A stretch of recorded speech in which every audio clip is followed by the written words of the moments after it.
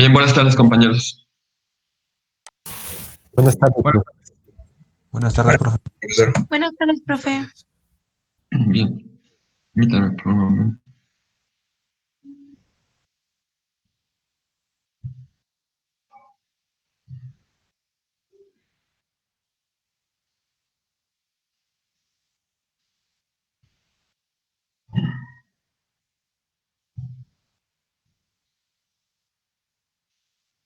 Bueno, vamos a comentar entonces los elementos que nos permitan llegar a la demostración del teorema de Lindelof.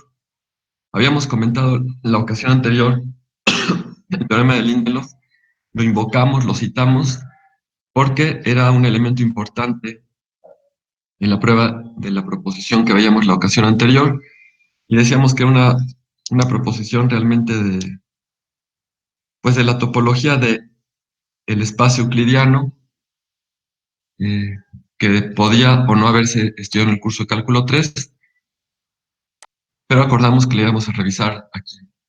Entonces, vamos, para poder ver esta proposición, vamos nosotros a enunciar primero un lema, y previamente incluso, pues, unas definiciones. En la primera definición nos dice que tenemos dos conjuntos, X mayúscula, Y mayúscula, son conjuntos, ambos son subconjuntos de Rn, y por hipótesis, Y es subconjunto de X, y como decíamos, ambos subconjuntos de Rn. Es la definición de ser denso. ¿Por qué presentamos la definición de que un conjunto sea denso? En general se dice que un conjunto es denso en otro si su cerradura es ese otro conjunto. Aquí estamos definiendo lo que se entiende por el hecho de que el conjunto Y sea denso en X. Para hablar en términos topológicos, pues X tendría que tener su propia topología. X es un subconjunto, perdón, X es un subconjunto de Rn, y conocemos la topología euclidiana de Rn, cuáles son los abiertos en Rn. Quizá ustedes también saben que, dado un subconjunto de Rn, pues hereda una topología de manera natural. Son precisamente aquellos conjuntos que se escriben como X intersección algún abierto de Rn. Y entonces, de esa manera podríamos tratar a X como espacio topológico, y en lugar de hacer eso, lo que estamos haciendo aquí, asumiendo que no se conoce lo que es la topología relativa, es decir, cómo hereda un conjunto, una topología, un subconjunto de él, haciendo a un lado, digamos, esos conceptos, estamos diciendo que Y es denso en X subconjunto de Rn, si X está contenido en la cerradura de Y. Claro que aquí estamos pensando en la cerradura de Y en Rn. Si concibiéramos ya a X como un espacio topológico, entonces decir que Y es denso en X significaría que la cerradura de Y es todo X, y no que la cerradura de Y contiene a X. Esta definición que está presente aquí es equivalente a pedir que la cerradura de Y sea igual a X, pero la cerradura de Y no en Rn, sino la cerradura de Y en X, entendiendo a X como espacio topológico. Entonces, debe ser claro para ustedes que aquí yo solo que tendría en ese caso que considerar no la cerradura de Y en el espacio, perdón, Rn, sino la cerradura de Y en el espacio X, reconociendo que X siempre puede ser visto como un espacio topológico, con una topología que hereda de la topología que les propia a Rn. Bien, como siempre, cualquier pregunta, observación, comentario, pues yo les pido que lo hagan en el momento y lo vayamos aclarando. Si algo de lo que estamos diciendo no es suficientemente claro, lo manifieste.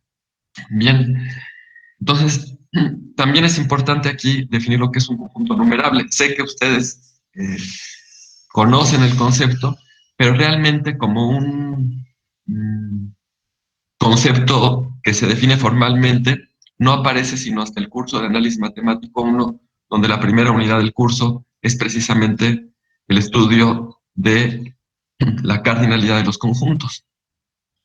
Pero seguramente que desde el primer semestre tienen ustedes presente el concepto de ser numerable. Aquí lo presentamos nuevamente. Vemos que es numerable el conjunto si es finito o existe entre él y los naturales una biyección. Bueno, entonces, con estas dos definiciones tenemos nosotros el siguiente lema. Tenemos un subconjunto de Rm arbitrario. M, pues, es la dimensión del espacio euclidiano, también es arbitraria, M es un natural, y lo que afirma el lema es que siempre existe un subconjunto numerable de X, denso en X. Hay muchas formas de perdón, esta proposición, sin embargo, pues una de ellas es la que presentamos aquí a continuación. Quizá habría otras formas que pudieran ser más breves. Vamos a ver rápidamente la demostración de este lema. No queremos sino demostrar que hay un subconjunto en X, numerable, es denso en X.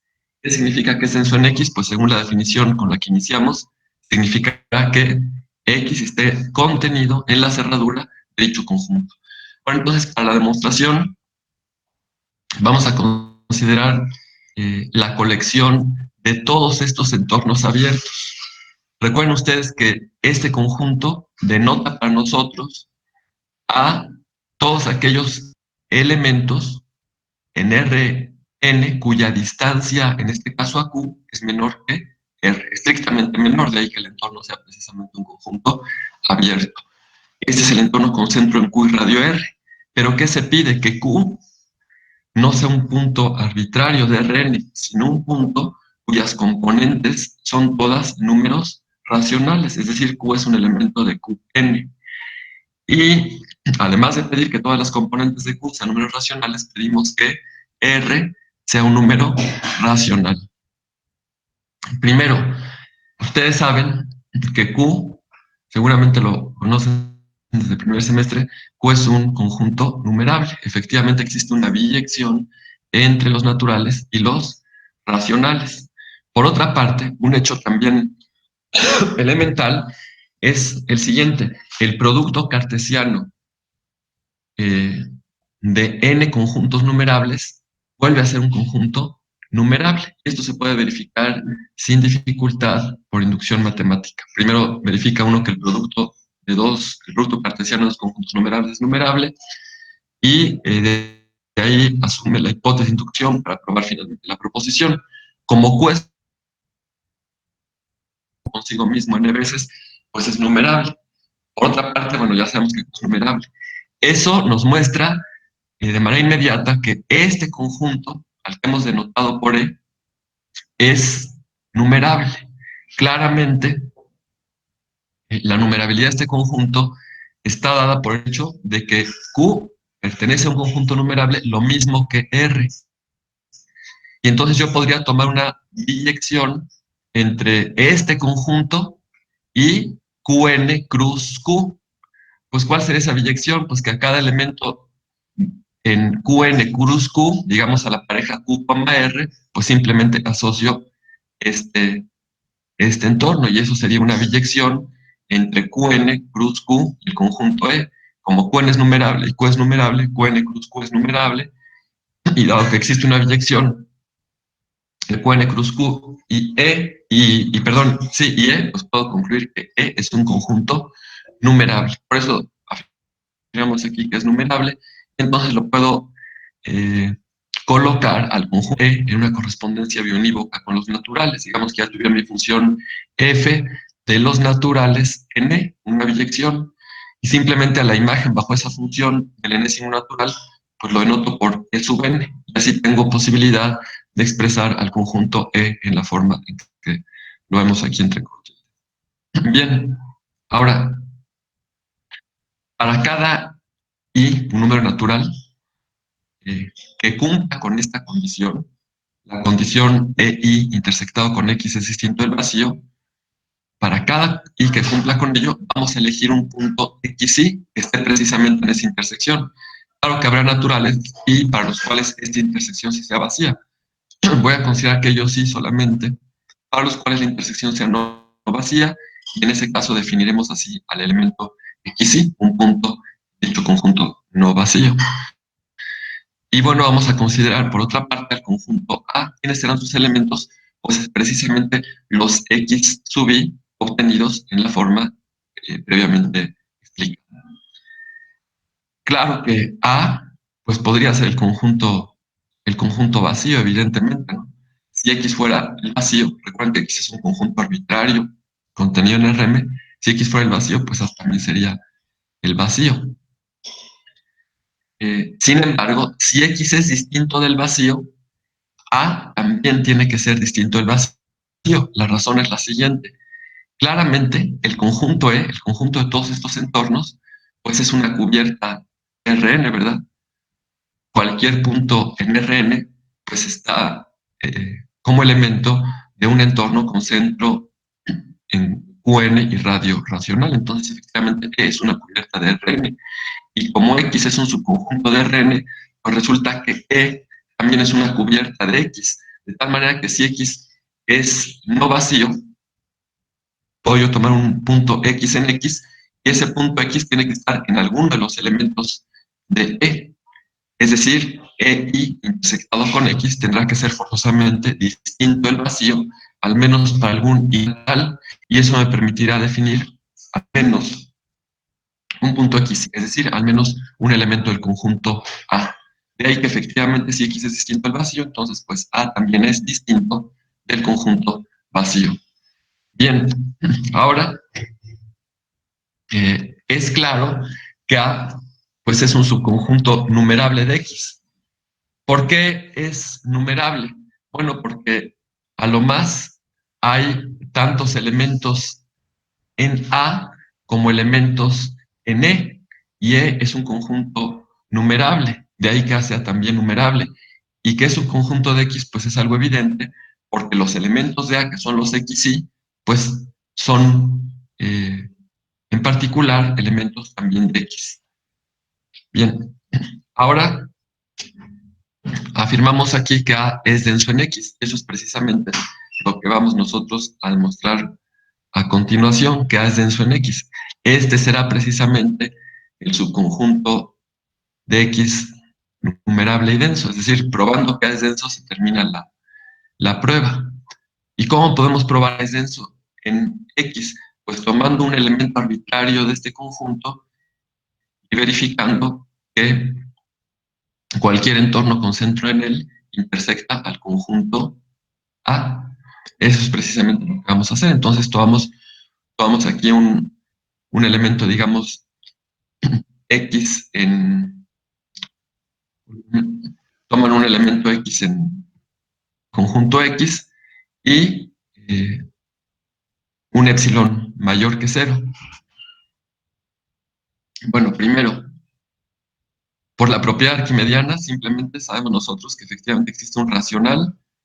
De hecho, lo podría tomar de la forma 1 entre n, tal que 2, un racional R, tal que 2R es menor que epsilon, ¿verdad? Propiedad arquimediana. Ahora, también, seguramente es claro para ustedes, lo saben, que Qn es denso en Rn. La razón, digamos, está en el hecho de que Q es denso en R. Con ello se puede verificar que Qn es denso en Rn. Bueno, como Qn es denso en Rn, pues podemos garantizar que, dado que este X minúscula es un elemento de X mayúscula y X mayúscula es un elemento de R, aquí les voy a pedir una disculpa porque debiera decir aquí debiera decir M, ¿verdad? Debiera decir M porque es la dimensión originalmente del espacio que consideré, y lo mismo aquí debería ser M, o más fácilmente, digamos que aquí en el lema, en el enunciado debería ser X elemento de Rn. Bien, entonces, si no habría confusión. Bueno, entonces, ¿qué significa que Qn sea denso en Rn? Que para cualquier elemento de Rn, en particular para este X, que es un elemento de Rn, eh, y para cualquier entorno con centro en X, pues debe haber un punto en Q, ¿verdad? El hecho de que Qn sea denso en Rn garantiza que si tomo el entorno con centro en X y radio R, pues dicho entorno intersecta a Q. Entonces, ¿qué significa eso? Que debe haber intersecta, perdón, a Qn. Debe haber un punto Q en Qn cuya distancia a X sea menor que R, es decir, que el Q esté precisamente en el entorno con centro en X y radio R. Pero que esta desigualdad se cumpla, pues evidentemente implica que X está también en el entorno con centro en Q y radio R, es decir, su distancia a Q es estrictamente menor que R. Este entorno claramente pues es un elemento del conjunto E. ¿Por qué? Porque Q es elemento de Qn y R es racional. Entonces, este entorno, como se dice a continuación, tiene que ser algún E sub I. Recuerden que los E sub I son los elementos del conjunto E. Esto, desde luego, para algún I natural. Y, bueno, este punto X está tanto en E sub I como en X. Por lo tanto, está en la intersección, ¿verdad? Y por eso la intersección es no vacía. Y siendo no vacía, pues podemos nosotros afirmar que está definido el elemento X sub I. Y ya sabemos que los X sub I son los elementos del conjunto A.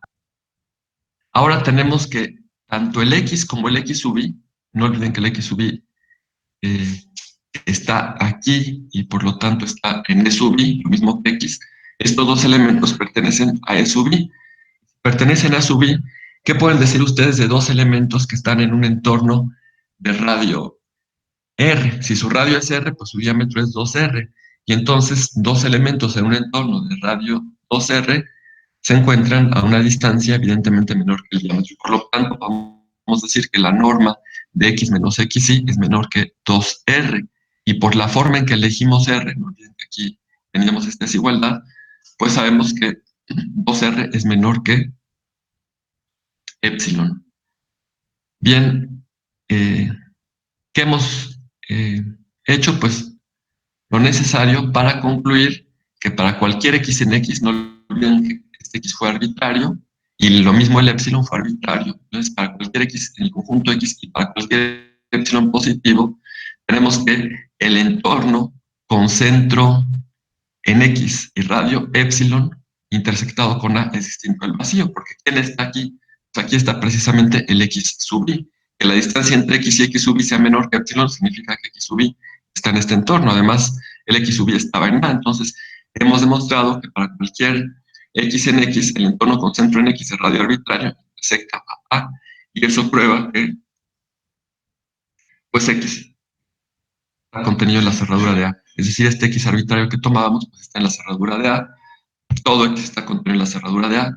Por lo tanto, el conjunto A es un subconjunto de X numerable y denso en X. Con eso, pues, queda justificada la afirmación de este lema. No sé si hasta aquí alguno de ustedes tiene alguna pregunta, alguna observación o algún comentario.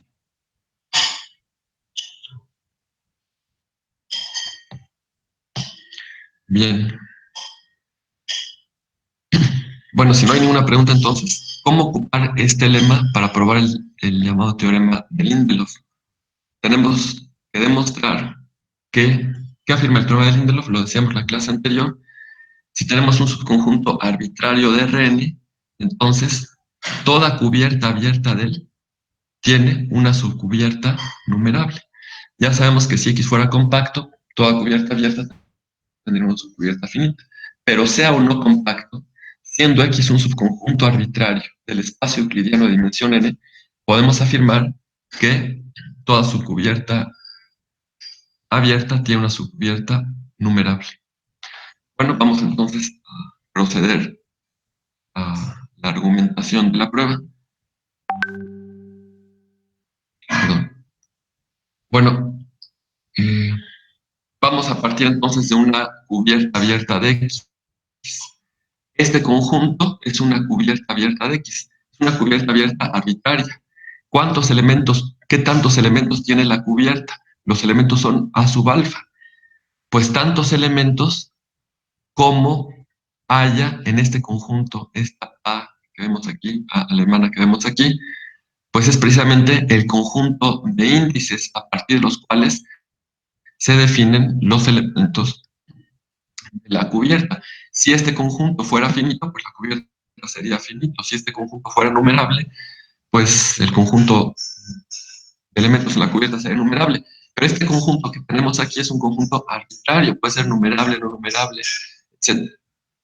No tenemos ninguna hipótesis acerca de la cardinalidad de este conjunto.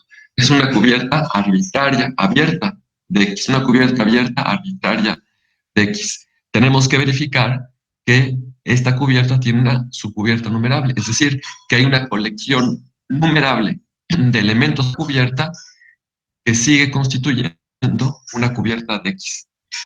Primero, y invocamos el lema anterior, entonces podemos afirmar que X, este conjunto, tiene un subconjunto que vamos a denotar por A mayúscula, que es numerable y que es denso en X.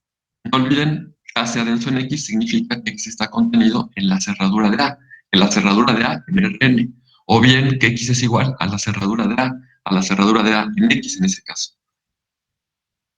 X con la topología que hereda como subconjunto. Bien, vamos entonces a considerar este conjunto B. Fíjense ustedes, B tiene como elementos entornos, entornos con centro en X y radio R. El centro de cada uno de los entornos que pertenecen a B es un elemento de A. No olvidemos que es numerable.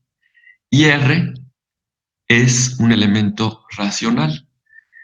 Independientemente de la tercera condición que ahorita vamos a comentar, el hecho de que tanto el centro como el radio pertenezcan ambos a conjuntos numerables, pues ya nos dice que la colección de todos estos entornos es una colección numerable.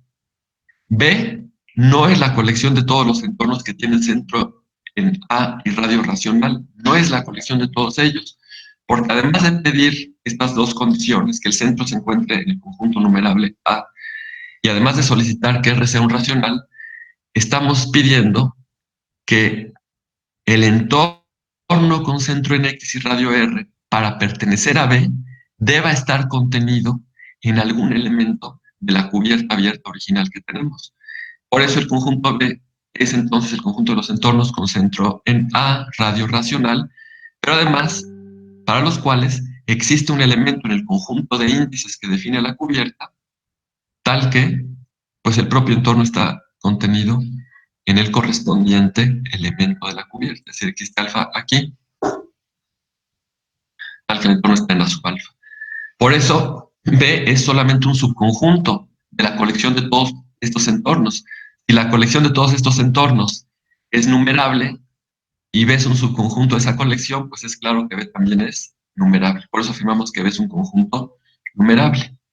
Y vamos a probar primero, como primer elemento para llegar a la conclusión o llegar a la tesis de la proposición, vamos a probar que B es una cubierta de X. Bueno, ¿qué significa probar que B es una cubierta de X? Pues que para cualquier X minúscula que tomemos en el conjunto X mayúscula, debiera existir un elemento en B, ¿verdad? Que tenga como elemento a su vez al X que tomamos. En primer lugar, como X está en X mayúscula y esta colección que tenemos aquí arriba al inicio de la demostración es una cubierta, pues evidentemente tiene que haber un elemento de la cubierta que tenga como elemento a X. Por eso afirmamos que existe un alfa en el conjunto de índices tal que X está en el correspondiente término de la cubierta original. Por otra parte, no olvidemos que la cubierta original es una cubierta abierta, entonces cada uno de los elementos es un abierto. En particular este A sub alfa, que tiene como elemento X, pues es abierto. Y si es abierto, eso significa que todos sus puntos son interiores.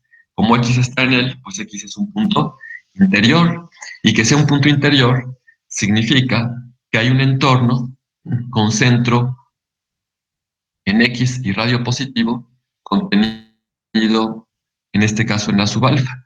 Claro que yo puedo elegir el radio, lo podría elegir el radio racional. ¿Por qué? Porque sabemos que los racionales son densos. Podría decir que existe un entorno con centro en X y radio epsilon contenido aquí, pero evidentemente hay un racional tal que 2R es menor que epsilon, otra vez por la propiedad arquimediana, y entonces el entorno con centro en X y radio 2R va a estar contenido a su vez en el entorno con centro en X y radio epsilon, y por lo tanto, este mismo entorno que estoy aquí señalando, pues es un subconjunto de A sub alfa. Ahora, como A es denso en X, ¿qué significa esto? Que dado cualquier punto en X y cualquier entorno con centro en él, habrá un punto en A que se encuentra en el entorno. Aquí estamos considerando el entorno con centro en X y no radio 2R, sino que para la siguiente afirmación estoy considerando el entorno con centro en X y radio R. Bueno, el hecho de que hace denso en X significa que hay un elemento en A que está precisamente en ese entorno, en el entorno con centro en X y radio R. Es decir, un Y en A cuya distancia a X sea menor que R. Pero esta desigualdad, evidentemente, pues implica que X se encuentre en el entorno con centro ahora en Y y radio R. Fíjense, ya logramos, dado el X que tomábamos arbitrario en X, ya logramos encontrar un entorno con centro en A y radio R. Pero este entorno no podemos afirmar todavía que sea un elemento de B. Queríamos probar que B es cubierta de X. Pero para probar que B es cubierta de X significaba tomar un elemento arbitrario en X y encontrar un elemento en B que tuviera como elemento este X. Ya encontramos un entorno con centro en A y radio racional que tiene como elemento X, pero decía yo que para que este entorno estuviera en B se requiere que cumpla con la tercera condición que define a los elementos de B. Es decir, este entorno debiera estar contenido en algún elemento de la cubierta original y es lo que vamos nosotros a probar. De hecho, vamos a verificar que este entorno está contenido precisamente en esta subalfa que ya hemos nosotros presentado. ¿Cómo lo vamos a verificar? Pues tomando un elemento arbitrario aquí y verificando que está en la subalfa. Bueno, entonces tomamos un Z arbitrario en el entorno con centro en Y y radio R. ¿Qué significa eso? Pues que la distancia de Z, bueno, perdón, discúlpenme. Si tomo el Z aquí, eso me permite afirmar lo siguiente. Bueno, la distancia de Z a Y, es decir, la norma de Z menos Y es menor que R. Y de ahí yo puedo escribir entonces lo siguiente. La distancia de ZX, obviamente por la desigualdad del triángulo, esto es menor o igual que la distancia de Z a Y más la distancia de Y a X. Pero la distancia de Z a Y claramente es menor que R, porque Z pertenece a este entorno. Y la distancia de Y a X también es menor a R, porque X pertenece al entorno con centro en Y y radio R. De tal manera que la distancia de ZX, la norma de la diferencia de Z con X, es menor que R más R, es decir, es menor que 2R. Bueno, entonces Z evidentemente está en este entorno, ¿verdad? En el entorno con centro en X y radio 2R, como decimos aquí abajo. Si la distancia de ZX es menor que 2R, pues entonces Z está en este entorno, pero este entorno, como habíamos considerado previamente, está contenido en A sub alfa. Entonces, podemos concluir que efectivamente el entorno con centro en Y radio R está contenido en A sub alfa, dado que hemos verificado que cualquier Z arbitrario aquí, pues también está contenido, o es elemento, mejor dicho, de A sub alfa. Y ahora sí, este entorno con centro en Y y radio R, pues es un entorno cuyo centro está en A, cuyo radio es racional, y además está contenido en algún elemento de la cubierta original de los A subalfas. Bueno, entonces este entorno podemos decir ahora sí que es un elemento de B. Bueno, el X fue un elemento arbitrario en X, ya encontramos un elemento en B, que es este entorno, que tiene como elemento a X. Pues entonces podemos afirmar, ahora sí, que B es una cubierta de X. Claro que es una cubierta numerable, porque ya habíamos dicho previamente que B es un conjunto numerable. Entonces B es una cubierta numerable de X. Nuevamente, como B es un conjunto numerable, pues hay una biyección entre él y los naturales, y a cada, digamos que la biyección es G de N en B, pues G evaluado en I es lo que estamos denotando por B sub I. B, pues siendo numerable, es eh, posible escribirlo de esta manera. Es una colección de B sub I con I un natural. Bien, no olvidemos que para cada elemento en B hay un elemento en la cubierta original en la que está contenido el elemento tomado en B. Es decir, para cada y en N, pues existe un alfa I en el conjunto de índices que define la cubierta original, tal que BI está contenido en A sub alfa I. Esto ocurre para cada elemento de BI. Como B lo hemos escrito de esta manera, pues entonces cada BI está contenido en un A alfa I. Ahora, como los B sub I cubren, pues evidentemente la colección de todos los B sub I cubren, pero la colección de todos los A alfa I también cubre, y entonces llegamos a la conclusión final. Este conjunto de los A alfa I con I natural, pues resulta ser una cubierta eh, de X, y es una subcubierta de la original, porque cada uno de estos A alfa I pues ya estaba en la cubierta original, y esta cubierta es numerable. Entonces es una subcubierta numerable de la cubierta original, y de esa manera pues se verifica el teorema de Lindelof. Toda cubierta abierta de un subconjunto arbitrario de Rn tiene una subcubierta numerable. Bien, no sé si alguno de ustedes tiene alguna observación, pregunta, comentario, algo de lo que hayamos dicho o de lo que esté aquí escrito que no haya sido suficientemente claro.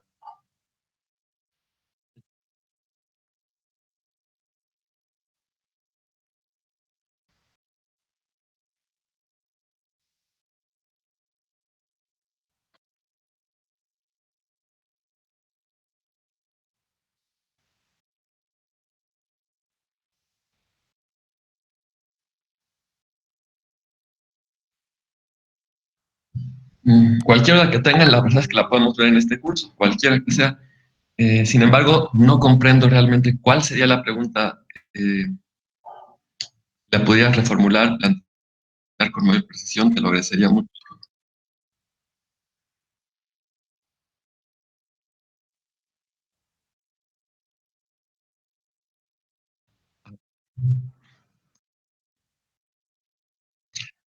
Es biyectiva. Bien. A ver, voy a tratar de comentar.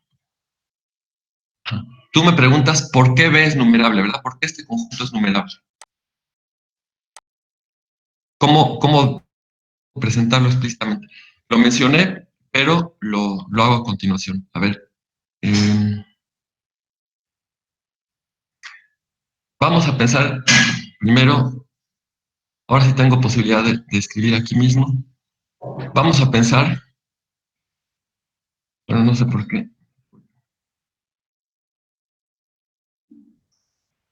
Vamos a pensar que,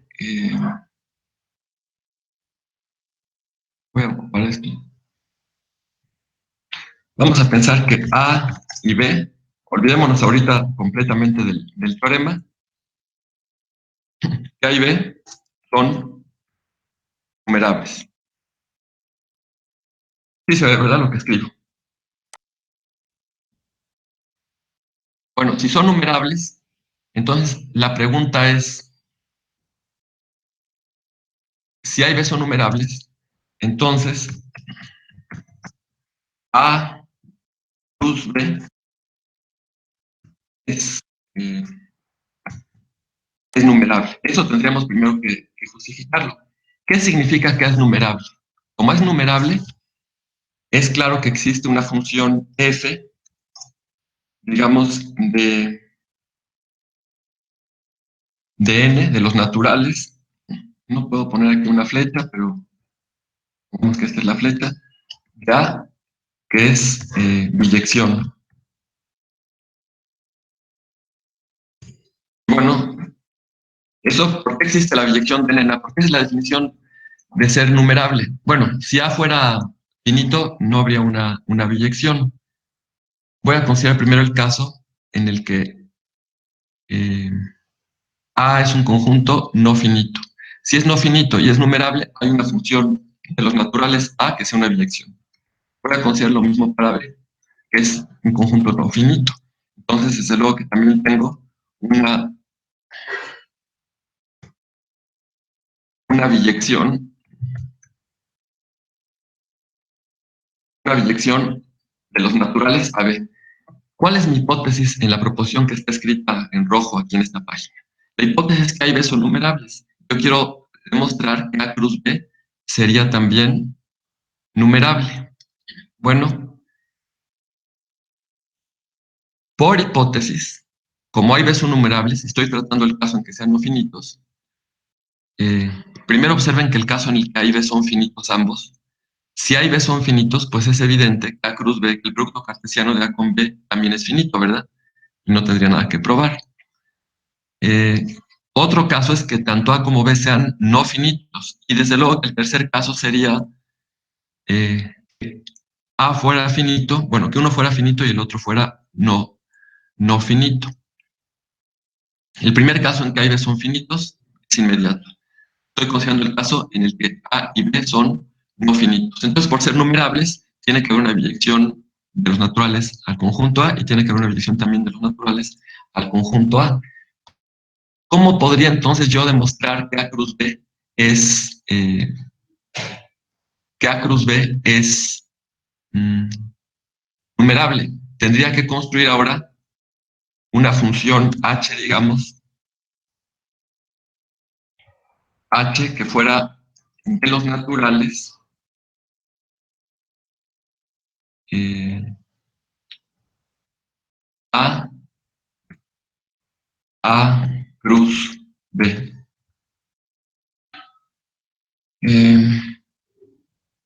¿Cuál sería la biyección? No sé si la alcanzan a ver todos ustedes.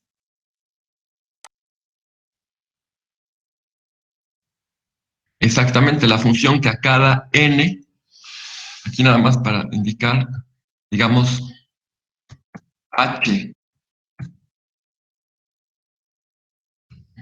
Aquí creo que no se ve porque está mejor escribirlo aquí arriba.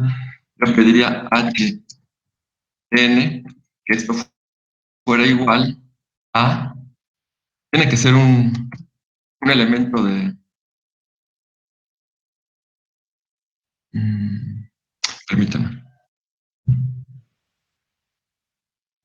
Claro que esa sería una función que va,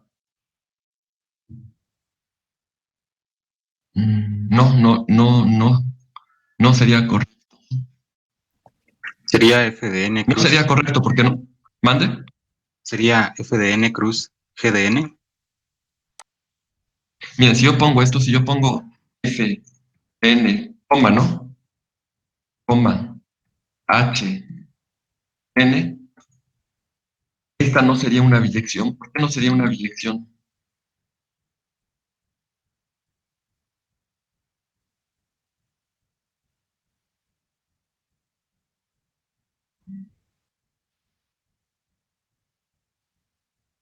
No sería una biyección porque en particular no sería suprayectiva. Ustedes tomen un punto aquí, una pareja, digamos, aquí podrían tomar un A, B, una pareja ordenada, digamos,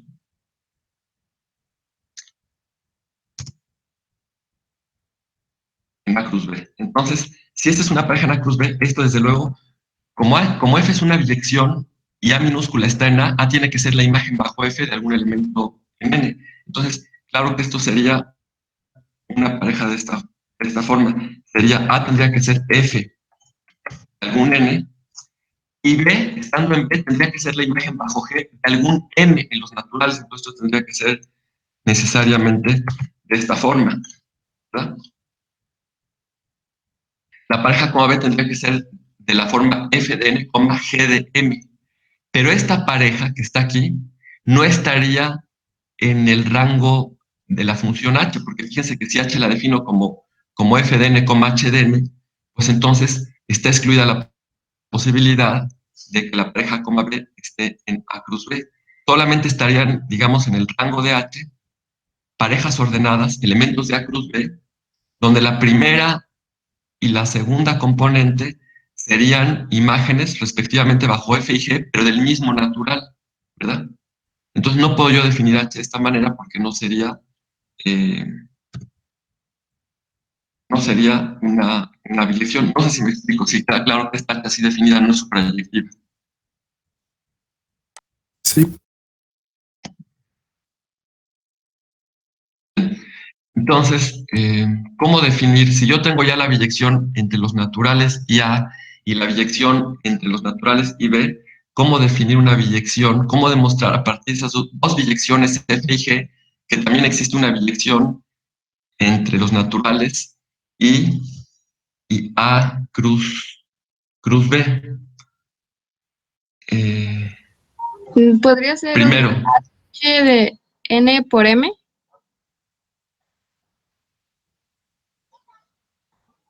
Pero eso ya no iría de los naturales, ¿o sí? Sí, con NM natural, o sea, H de NM natural, o sea, la multiplicación.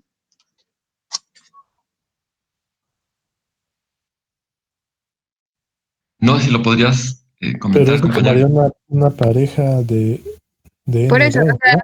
tendrías H de M por N. Y eso podría ser igual a la pareja ordenada de F de M, G de N. Ah, muy bien, pero entonces el dominio de la función H ya no sería los naturales. Ahora el dominio sería N cruz N, para que entonces puedas evaluar H en parejas ordenadas, ¿verdad? Y entonces No, sí, es así, desde luego. estaría multiplicando, bueno, es que no sé, estaría multiplicando M por N, o sea, así como una multiplicación de naturales. Pero el N y el M, ¿dónde los tomas? Si De los son naturales. naturales ambos, claro, pero entonces la función ya no tiene como dominio los naturales. La función la puedo evaluar solamente en un natural. Si yo tomo dos naturales, eso significaría que el dominio de la función sería N cruz N, el producto cartesiano de N consigo mismo. Eso sí me permitiría tomar dos naturales N y M. Es decir, a ver si lo puedo escribir aquí. Claro, yo podría tener la H, digamos, de N cruz N, y que esta función fuera A cruz B. Y entonces sí, yo podría decir que H evaluado en N, M, donde N y M son cualquiera naturales, esto sería igual a la pareja cuya primera componente es F de N y cuya segunda componente es G de M. Y esta sí sería, evidentemente, sería una biyección. Pero recuerden que que el afirmar A cruz B es numerable, significa que lo que debo de encontrar es una biyección eh, entre A cruz B y los naturales, no N cruz N. Claro, una afirmación que es cierta es la siguiente. Realmente también existe una biyección entre N y N cruz N. Pero ¿cuál sería? Lo interesante es precisamente dar esa biyección. Una función, déjame llamarla F mayúscula, que vaya de N a N cruz N y que sea una biyección. Sí existe una biyección entre N y N cruz N. Y claro que si esta biyección F yo la compongo con esta H así definida como propone la compañera, entonces la composición de estas ya sería una biyección, porque composición de biyecciones pues, es biyección. Y entonces sería no pongo el símbolo para escribir, pero sería H, eh, H compuesto con F. Esta sería una función de N a A cruz B. Esta no hay duda que es biyección. H de n cruz n a A cruz B, definida de esta manera, es una biyección. Es inmediato verificar que es inyectiva y suprayectiva, dado que F y G son biyecciones de NA y de NAB respectivamente. Si yo encontrara una biyección de N a N cruz N, entonces esta composición H compuesto con F sería una biyección de N a cruz B. Entonces, digamos que el problema se limita a presentar una biyección de N a N cruz N.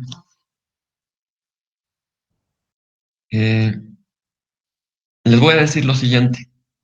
No es elemental la biyección.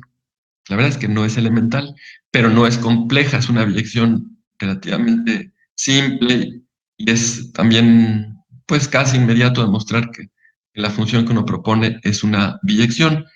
Si ustedes lo desean, yo con mucho gusto, pues, presento la biyección entre N y N cruz, cruz N. Y de esa manera, ¿qué probaríamos? Probaríamos lo siguiente, que si yo tengo dos conjuntos numerables, su producto cartesiano es numerable. Para ello, según lo que hemos dicho hasta este momento, solamente basta exhibir una biyección entre n y n cruz n, y no hay dificultad en exhibirla. Es relativamente sencillo, aunque sí diría, no es inmediato.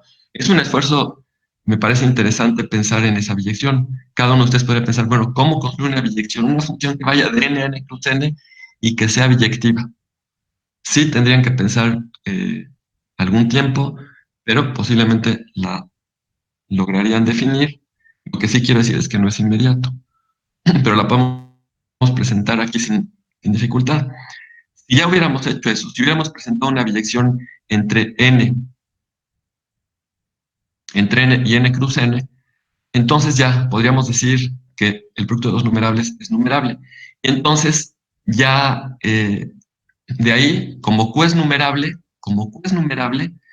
por inducción, partiendo de que el producto de dos es numerable, es evidente que si pruebo que el producto de dos es numerable, pues ya también tengo que el producto de tres conjuntos numerables vuelve a ser numerable, y en general que el producto de n conjuntos numerables vuelve a ser un conjunto numerable. Como Q es numerable, pues Q a la n es numerable. Entonces, eso me permite, bueno, antes de eso, el hecho de que A sea numerable, por la proposición anterior, me permite afirmar que B es numerable. ¿Por qué? Porque de hecho la colección de todos los intervalos son numerables. Fíjense, aquí podría yo escribir una función h mayúscula que fuera de, le voy a llamar, déjame llamarle G, al conjunto de todos estos entornos, con centro en X y radio racional. O antes déjenme decir, voy a tomar Q, cruz, A, cruz, Q, una función que fuera de A cruz Q, al conjunto B. Pero el conjunto B lo voy a considerar en este momento, déjenme considerarlo, sin esta otra condición. Solamente estoy tomando los entornos con centro en A y radio en R. Y entonces tengo una función de A cruz Q a B. ¿Cómo estaría definida esta función? Pues simplemente podríamos decir nosotros que H de, pues el dominio es A cruz Q, sus elementos son parejas ordenadas, digamos H de X, R, ¿verdad? Eso significa que X es un elemento de A y que Q, perdón, y que R es un elemento de Q. ¿Quién sería H de X, R? Pues esto sería precisamente el entorno, lo voy a escribir de otra manera porque no puedo escribir con su índice con facilidad, el entorno con centro en X y radio R, ¿no? Que también lo puedo anotar de esta manera. Piensen en esta función así definida.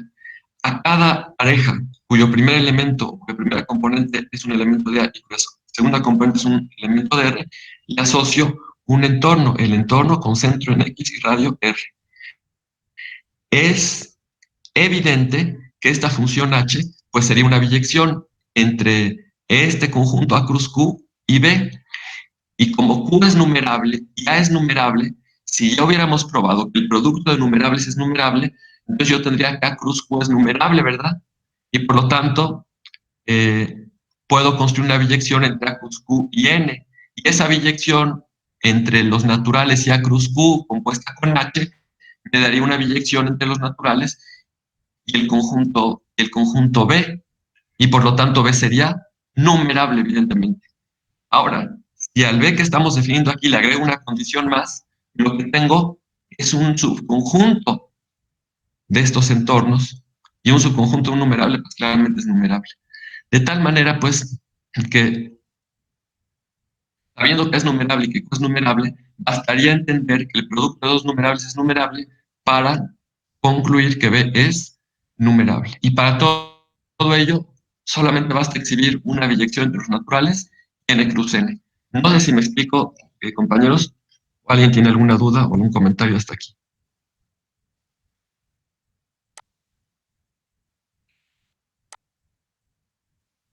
Y en general, para probar la numerabilidad de un conjunto, es más conveniente o intentar ver si es producto cartesiano de dos numerables, o bueno, de numerables.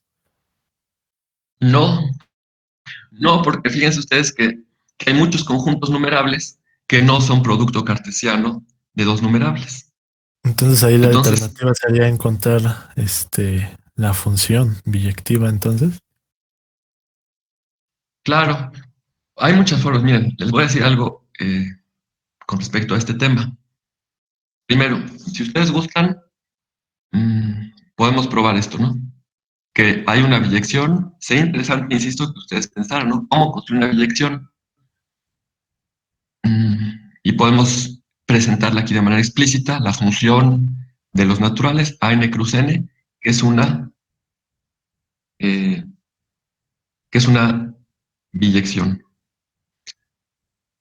Insisto, no es inmediato, pero sí es muy sencillo. Ya una vez que la presenta, uno puede probarlo, ¿no? Y es importante comentar algo sobre este tema. El tema de la numerabilidad, de la cardinalidad de conjuntos, es de opinión personal. Es uno de los temas más interesantes, no del análisis ni de la teoría de conjuntos. Pienso que es uno de los temas más interesantes de las matemáticas. ¿Quién fue el primero que trató estos temas de manera explícita y rigurosa? Pues fue precisamente Cantor, George Cantor. Y él es el primero que demuestra, por ejemplo, exhibe una biyección, la presenta explícitamente, que en muchos cursos de cálculo uno se presenta, o se le muestra al alumno, que los racionales son numerables. Es relativamente también sencillo presentar una biyección explícita entre los naturales y el conjunto de números racionales. Y el primero que demuestra que los reales no son numerables es Cantor. Y es una demostración también muy sencilla, muy bonita. No ocupa, la verdad no ocupa más de 5 renglones, de 4 renglones. Y en muchos de los textos de cálculo 1 pues está presente la prueba. De los textos, digamos, introductorios al análisis, las matemáticas, está presente la prueba. Tiene que ver con la representación decimal de un número, y supone uno que hay una función de los naturales arbitraria, de los naturales a los reales. Y dada esa función de los naturales a los reales, siempre es posible encontrar un real que no esté en la imagen de dicha función. Se construye el real que no esté en la imagen de la función que no toma de los naturales a los reales. Como dada la función de los naturales a los reales, se verifica que no existe un real que esté en la imagen de dicha función, pues resulta que no hay una función en particular suprayectiva de los naturales a los reales. Y si no hay una función suprayectiva de los naturales a los reales, pues desde luego que no hay una biyección. Y con esto Cantor concluye que los reales no forman un conjunto numerable. Después prueba que los irracionales tampoco son numerables. Los racionales sí, pero los irracionales no son numerables. ¿Y cómo probar que un conjunto no es numerable? Fíjense, aquí significaría demostrar que no existe una biyección Es una prueba muy elegante y muy bonita. Primero demuestra Cantor lo siguiente, que si ustedes tienen dos conjuntos numerables, A y B, digamos, entonces la unión de A y B es numerable. Si A es numerable y B es numerable, A unión B es numerable. Y entonces ahora razona de la siguiente manera. Primero ya dije, prueba que los reales no son numerables. Y prueba que los racionales sí son numerables. Entonces, ¿cómo probar que los irracionales no son numerables? Pues por reducción al absurdo. Muy sencillo, ¿no? Suponga que los irracionales sí son numerables. Entonces resulta que tanto los racionales como los irracionales serían numerables. Y como ya provocan, porque la unión de dos numerables es numerable, entonces, siendo numerables también los irracionales, tendríamos que los racionales unión los irracionales es la unión de dos conjuntos numerables y por lo tanto debiera ser numerable. Pero esa unión, ¿quién es precisamente? Pues R. Entonces llegaría a la conclusión de que R es numerable. Pero R ya probó antes que no es numerable. Entonces, habiendo probado que R es no numerable, es inmediato. Habiendo probado que R es no numerable y que la unión de numerables es numerable, pues ya inmediatamente puede decir que los irracionales no son numerables. Pero resulta algo muy bonito. Los reales, hay una biyección, fíjense bien, no hay una biyección entre los naturales y los reales. Ya dijimos, porque los reales no es numerable. Pero sí hay una biyección entre los reales y el conjunto potencia de los números naturales. Y entonces, cuando hay una biyección entre dos conjuntos, pues se dice que esos conjuntos son equipotentes. Entre dos conjuntos existe una biyección, significa que esos conjuntos son equipotentes. Por otra forma de expresarlo, o disculpen, vuelvo a decirlo con precisión, otra manera de expresar la numerabilidad de un conjunto A, pues es entonces decir que A es equipotente a los naturales, que hay una biyección entre los naturales y el conjunto A. Resulta que el conjunto de números reales es equipotente al conjunto de números reales, y que los conjuntos sean equipotentes significará que tienen la misma cardinalidad. Entonces, la cardinalidad de los reales es la misma que la cardinalidad, no de los naturales, pero sí del potencia de los naturales. Y bueno, lo que demuestra Cantor en este sentido es que hay infinitud de los naturales y otra la infinitud de los reales. Pero más allá, definirá lo que son los números transfinitos y demostrará que hay una infinidad de infinitos, porque para cada conjunto que nosotros tomemos, su conjunto potencia no es equipotente a él. Por lo tanto, los reales, si bien son equipotentes al potencia de los naturales, los reales no son equipotentes al potencia de los reales. El potencia de los reales es un conjunto infinito de una cardinalidad, dirá Cantor, mayor. Y bueno, de ahí podemos seguir tomando conjuntos potencias y construir una infinidad de cardinales. Y luego lo que hace Cantor es definir también una aritmética cardinal, cómo sumar números cardinales, cómo multiplicar cardinales, etc. Bueno, es un tema, insisto, desde mi punto de vista, de los más interesantes de toda la matemática. Si alguno de ustedes conoce un texto, hay un texto muy bonito, muy sencillo, introductorio, que se llama Aleph Cero. Un alumno me lo envió en forma digital, lo voy a enviar al grupo, lo voy a hacer llegar al grupo, para que quien tenga interés lo pueda revisar. Y es un texto que sin una sola expresión matemática, sin una sola expresión, sin un solo símbolo matemático, solo con palabras, lleva al lector de una manera rigurosa a través de las ideas elementales que tienen que ver con la cardinalidad y muestra hechos sorprendentes que rompen con la intuición, ¿no? Uno esperaría que se diera un resultado y no es así. Entonces es de Jesús Martínez, un matemático del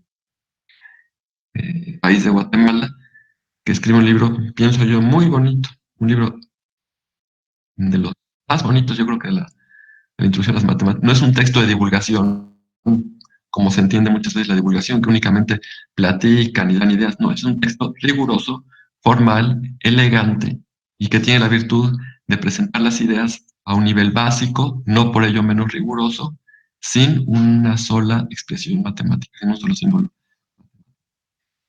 Cuando usted hay un problema central, de los más bellos, yo creo que también yo diría de la teoría de conjuntos, es el teorema de Schroeder-Cantor-Bernstein.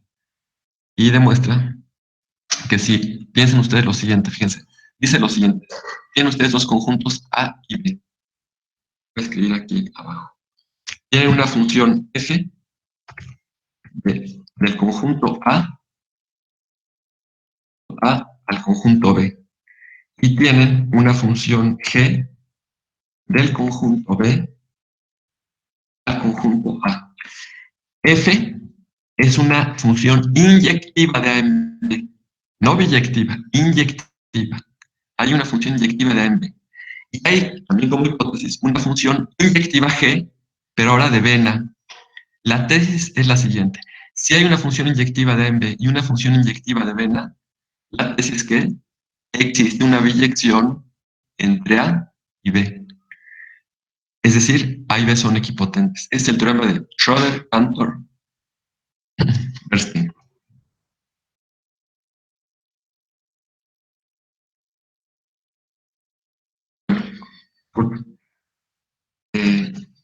Un teorema muy interesante, hermoso. Está probado presente en el teorema, en el libro que les comento, sin una sola simbología, ¿no? Solamente con palabras. Claro, sí requiere uno pues, mucha atención, me parece que es el resultado cuya comprensión resulta más difícil de todo el texto, pero no se requiere una mayor formación, se puede comprender. Este teorema se demuestra en general, se demuestra en análisis matemático 1. En análisis matemático 1 se presentan en la primera unidad, digamos, las primeras 2 o 3 semanas del curso, presentan los fundamentos de los números cardinales, sin llegar a definir con rigor qué es un número cardinal, qué es un número ordinal, y sin presentar tampoco la aritmética presente entre los números cardinales. Pero sí se demuestran muchos teoremas importantes. Por ejemplo, se demuestra que no es solamente la unión de dos numerables lo que es numerable, la unión numerable de conjuntos numerables es numerable. ¿Qué significa esto? Si yo para cada i natural tengo un a sub i numerable, entonces la unión de todos esos a sub i, tomando la unión sobre todos los naturales, vuelve a ser un conjunto numerable. Bueno, como esos teoremas se muestran muchos, insisto, en análisis matemático 1, pero no agota eso que se ve en análisis matemático 1, ni siquiera una introducción a la teoría de números cardinales. Se requiere en todo caso un curso en teoría de conjuntos donde se pudieran abordar estos temas, pero son muy importantes y muy interesantes. Claro que en su momento, si ustedes han leído algo acerca de la biografía de Cantor, Cantor presenta estas ideas, pues recibe el rechazo de todos los matemáticos, digamos, de la matemática oficial, de la matemática institucional, que no comprendían las ideas de Cantor, la trascendencia, el carácter revolucionario que sus ideas tenían dentro de la ciencia en general, dentro del ámbito de la matemática. Y por eso rechazan sus planteamientos. Algo semejante a lo que ocurrió, como ustedes saben, con Galois, que cuando publica sus trabajos, o más bien quiere publicarlos, quiere darlos a conocer, son rechazados. Para los matemáticos de aquel momento solamente, o no matemáticos, quienes se asumían o dedicaban a la enseñanza de las matemáticas, etc., se asumía que el infinito era uno solo. ¿Cómo iban a presentar ahora una idea relativa a una multiplicidad de infinitos? Esto chocaba, evidentemente, con las ideas establecidas, y por eso es uno de los temas más interesantes desde mi punto de vista de la matemática. Entonces, cuando el compañero, porque todo surge de la pregunta que él me hace, yo lo comenté cuando estaba presentando las notas. Les dije, ¿por qué ves numerable? Porque puedo encontrar una biyección entre el conjunto de estos entornos, incluso de todos, sin restringir a que cumplan con esta tercera condición que ya subrayé aquí. Puedo encontrar una biyección, la H que está aquí, entre A cruz Q y la colección de los entornos, definida de esta manera. Y como A es numerable y Q es numerable, yo les dije, el producto de dos numerables es numerable, y entonces que B sea numerable por ser su conjunto, la colección de todos estos entornos, etc. Entonces, realmente no sé hasta dónde ustedes vieron algo sobre numerabilidad. Generalmente en cálculo 1 se comentan algunos elementos, pero si ustedes desean que probemos esto, por ejemplo, producto numerable es numerable, que como ya dijimos se reduce a probar que n es equipotente n cruz n, o que hay una biyección entre n y n cruz n. Eso lo podríamos hacer porque no nos llevaría sino muy poco tiempo.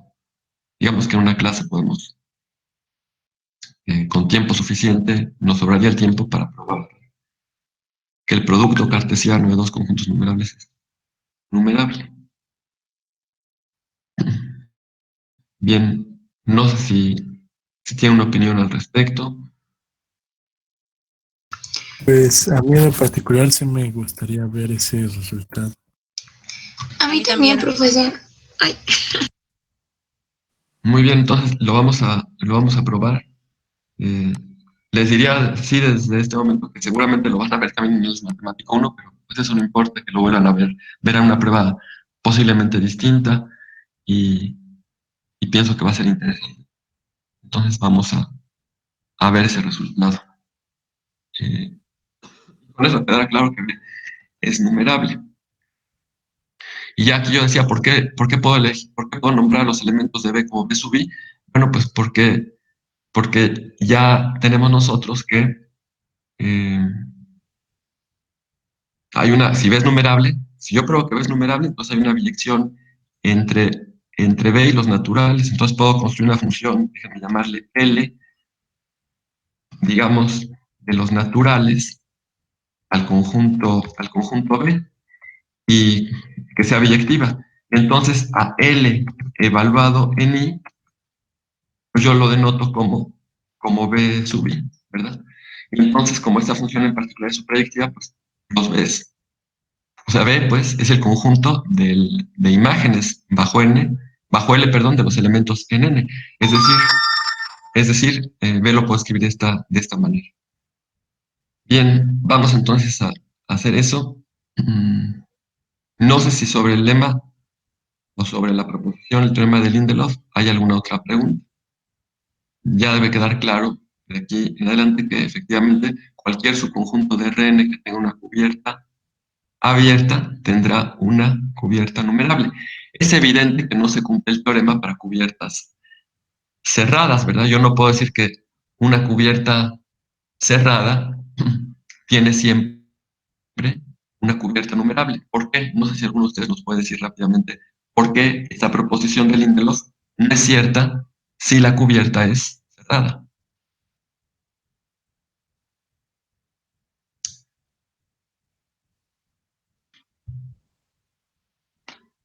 Bueno, piensen por favor en el conjunto que X fuera el intervalo 0, 0, 1.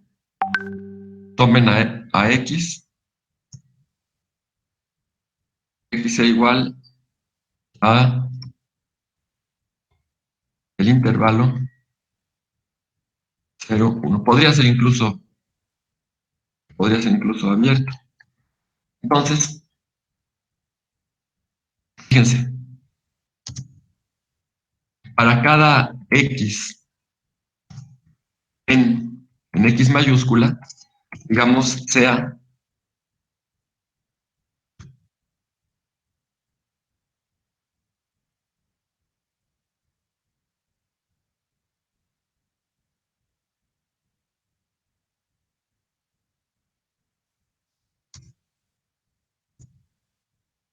digan, si tomo un X en X, sea A sub X el conjunto cuyo único elemento es X. Estoy concentrado nada más en esta parte, ¿no? De lo que estoy aquí escribiendo. Entonces, bueno, claramente, ¿qué podrían decir ustedes? Aquí abajo lo escribo. Pues este conjunto de los A sub X, tal que X pertenece a X mayúscula, claramente, así con sus corchetes aquí, esto, aquí también debió se consideró que esta es la X mayúscula, claramente que este conjunto que está aquí, pues es también una cubierta de X, ¿verdad? Evidentemente que es una cubierta de X, porque para cualquier X que yo tome, pues está en el correspondiente a sub X. Pero esta cubierta tiene una subcubierta numerable. Les pregunto a ustedes. No. ¿Verdad? Si yo quito un solo elemento de la cubierta no es numerable, ¿verdad? Están de acuerdo que hay una biyección entre la cubierta y el conjunto X. Son equipotentes, pues esta cubierta y el conjunto X son equipotentes. Y X no es numerable porque X es el intervalo 0, 1. Fuera abierto, cerrado, no importa. Entonces, no hay posibilidad de quitar, por otra parte, ningún elemento de la cubierta. Si yo quito un elemento de la cubierta, con uno solo que quite, con un solo A sub X que yo quite, pues lo que me queda ya no cubre, ¿verdad? Entonces, de esta cubierta, que no es numerable, no puedo quitar ningún solo elemento. ¿Por qué no es numerable? Porque hay tantos elementos a la cubierta como elementos en X mayúscula. Como no puedo quitar ningún solo elemento y la cubierta no es numerable, pues resulta claro que esta cubierta no tiene una subcubierta numerable. Obviamente que esto no contradice el teorema de Lindelof. ¿Por qué no contradice el teorema de Lindelof? Porque el teorema de Lindelof tiene como hipótesis que la cubierta sea abierta. ¿Y qué significa eso? Pues que cada elemento de la cubierta sea un abierto. Y obviamente que estos A sub X, pues no son abiertos, ¿no? Cada A sub X es un conjunto cerrado, de hecho, ¿no? No es que no sea ni abierto ni cerrado, es de hecho cerrado porque su complemento es abierto. Si a los reales le quitamos un punto, pues nos queda un conjunto abierto. Entonces, una cubierta de cerrados. Y una cubierta de cerrados no necesariamente tiene una subcubierta numerable. Si la cubierta es de abiertos, siempre tiene una subcubierta numerable, tal y como pues afirma el teorema de Lindelof. No sé si hasta aquí ustedes tienen alguna otra observación, pregunta, comentario.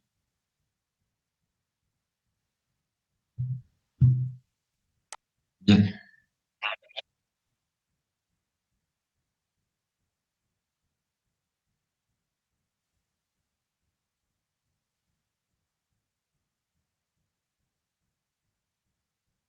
Ajá. Eh, el examen va a abarcar únicamente sobre los temas que nosotros expongamos. No es el curso para adentrarnos en el estudio de el tema de números cardinales, ni de, digamos, ni siquiera estudiar a profundidad eh, los resultados sobre numerabilidad, sino que solamente veremos ese resultado. Y si en el examen hubiera alguna pregunta sobre el tema, pues estaré directamente vinculada con los resultados que aquí hayamos. O también podemos decir, bueno, terminamos de exponer puedo exponer este resultado en la siguiente sesión, o podemos concluir con el teorema de cambio de variable y después del teorema de cambio de variable exponer el resultado, y entonces ya no tendríamos ningún material adicional que incluir, pero no voy a preguntar nada que no pueda ser, digamos, presentado sin los temas que hemos estado comentando en el curso. De eso tienen que tener ustedes la certeza, ¿no? Bien, como pues acabamos pronto, habría que ver otro resultado, se los comento. Déjenme ver esta parte.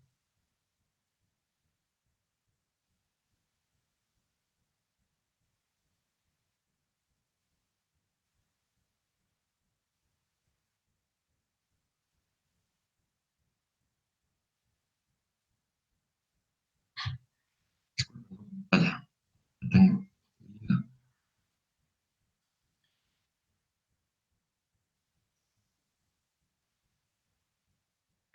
Bien, hace unas horas les envié nuevamente la página 19 de las notas. Es la misma página 19 que ustedes ven aquí en la pantalla, pero ocupé el espacio que quedó de esa página 19. Está ahí el lema 1.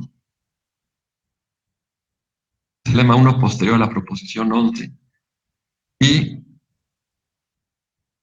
añadimos aquí al final un corolario. Este corolario que ustedes ven aquí. Y es un resultado, digamos, inmediato a partir del lema, pero es importante presentarlo de forma independiente porque vamos a ocupar este resultado. Primero consideré que iba a ser mejor dentro de la prueba de una proposición invocar el lema para probar dentro de la misma prueba de un resultado más general lo que se afirma aquí en el corolario, pero pienso que es mejor no hacerlo así, sino respetar este orden y entonces aparece aquí el corolario, que es importante también comentar. Vamos entonces a verlo. Quedan todavía 10 minutos. No sé si alguien tiene alguna pregunta también eh, sobre el examen, porque les pedí también que consideraran ustedes si había alguna propuesta sobre cómo aplicar el examen. Si hay algo al respecto, pues yo les pediría que lo manifestaran. Si no hay ningún comentario al respecto, pues entendería que yo, pues en base únicamente a mi criterio, pues ya definía la manera en que se aplica el examen. Y entonces, ¿alguien tiene algo que decir al respecto?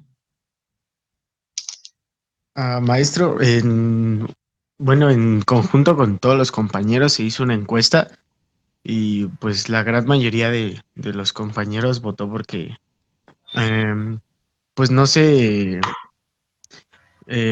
considerara a lo mejor tan a fondo la propuesta de hacer el examen a cámara encendida, dado que hay muchos compañeros que tienen equipos sin cámara o muchos compañeros que tienen problemas de internet, fallos con sus dispositivos en varias clases, etcétera. Entonces, pues entre la encuesta salió esa opinión que no se considerara tan a fondo esa propuesta. Pero entonces, ¿cómo sugieren que aplique yo un examen? ¿Cuál es la forma en que podemos aplicar un examen y que realmente sea un examen que permita evaluar de manera seria, con responsabilidad, pues lo que el alumno mismo aprendió?